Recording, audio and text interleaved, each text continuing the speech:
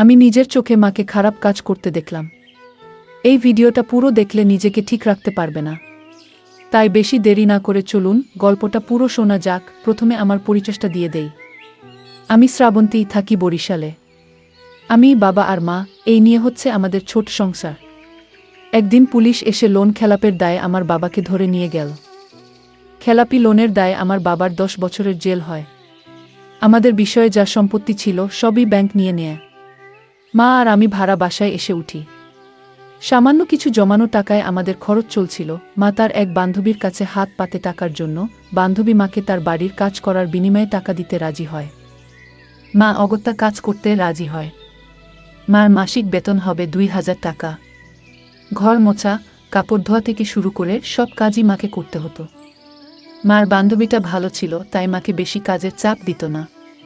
বিকেলে মার ছুটি হয়ে যেত। বান্ধবীর এক দেবরের বন্ধু কিছুদিনের জন্য বেড়াতে এলো ওদের বাড়িতে।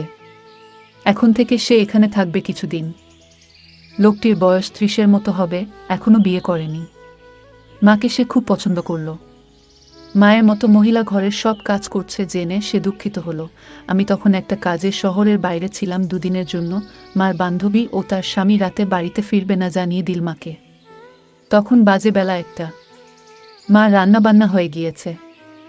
মা লোকটাকে বলল, আপনার খাবার টেবিলে দিয়ে রেখেছি, আমি আজকে চলে যাব, ওরা বোধহয় আজকে আসবে না। লোকটা বলল, আরে বসো না, দুপুরে একসাথে খাওয়া যাবে, তারপর না হয় একটু গল্প গুজব করলে আমার সাথে। আমি একা ব্যাচেলর মানুষ। মা বলল, বিয়ে করছেন না কেন? লোকটি বলল, তোমার মতো মেয়ে পেলে করে ফেলতাম। মায়ের বয়স 40 হওয়া সত্ত্বেও লোকটা মাকে তুমি করে বলল। সে বলল, সত্যি রেহানা, আমি তোমাকে বিয়ে করতে চাই। রেহানা আমার মায়ের নাম। মা বলল, কি বলছেন? আমি বিবাহিতা, বয়সে আপনার থেকে অনেক বড়।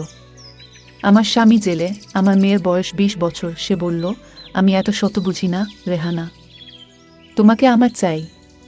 তোমার স্বামী তার বাকিটা জীবন জেলেই পার করবে। তোমার মেয়ে এখন বড় হয়েছে, নিজেরটা নিজেই ভালো বোঝে। তোমার তো এখনো যৌবন আছে, একটা স্বাদ আহ্লাদ আছে। আর কতদিন এভাবে নিজেকে প্রতারিত করবে? কেন জীবনের আনন্দময় মুহূর্তগুলোকে উপভোগ করবে না? তুমি আমাকে বিয়ে না করতে চাইলেও আপত্তি নেই। আমরা বিয়ে না করেও নিজেদের চাহিদা মেটাতে পারি, কেউ কিছু জানবে না।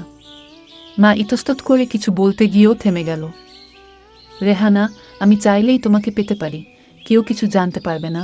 বাড়িতে কেউ নাই, তাই ওরা খারাপ কাজ করা শুরু করলো। ঠিক তখনই আমি মাকে ফোন করলাম। মা সেই অবস্থায় আমার ফোন তুলল। ফোন তুলে মা আমাকে বলল, এখন সে ব্যস্ত আছে। মা বলল, আমাকে পরে ফোন করবে বলে ফোনটা রেখে দিল। কিন্তু কলটা মনে হয় কাটতে ভুলে গেছে। কেননা সবসময় ফোন আমি আগে কাটি। ফোন চালু থাকার কারণে আমি বিভিন্ন রকম খারাপ শব্দ শুনতে পেলাম। আমি নিজের কানকে বিশ্বাস করতে পারছি না। তখন আমার কাছে পুরো ব্যাপারটা ক্লিয়ার হয়ে গেল। মা কোনো কাজে এখন ব্যস্ত। আমি বুঝে গেলাম মা এতটা নির্লজ্জ হতে পারবে আমি কল্পনাও করতে পারিনি। আমি ফোনটা কেটে মা স্বাধীনতায় হস্তক্ষেপ না করে, আমার মনে হলো তারও একটা জীবন থাকতে পারে, তার অধিকার যাই হোক। আমি আর কিছু না বলে কলটা রেখে দিলাম। ওরা বিকেল পর্যন্ত এক নাগাড়ে খারাপ কাজ করল। তারপর বিকেলে মা খাবার গরম করে দিল। আবার লোকটা খুব খুশি হয়ে মাকে ধন্যবাদ জানালো।